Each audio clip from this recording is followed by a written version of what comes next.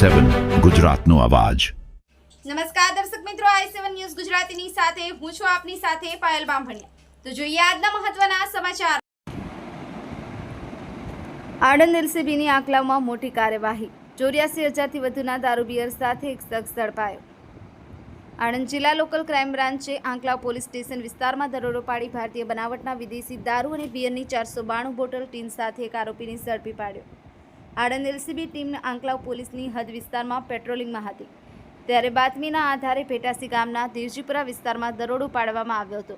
તપાસ દરમિયાન લક્ષ્મણસિંહ સોલંકીના તબેલાની બાજુમાં ખુલ્લી જગ્યાએ પ્લાસ્ટિકના મીણિયા નીચે સંતાડી રાખવામાં આવ્યા ભારતીય બનાવટના વિદેશી દારૂ અને બિયરનો જથ્થો મળી આવ્યો હતો। સ્થળ પરથી ઘનશ્યામ ઉર્ફે કનોક હુમાનસિંહ ટાટોડ પોલીસ વિવિધ બ્રાન્ડની દારૂ બિયરની કુલ 492 અને ટીન તેમજ એક મોબાઈલ ફોન સહિત કુલ 84,860નો મુદ્દામાલ કબજે કર્યો।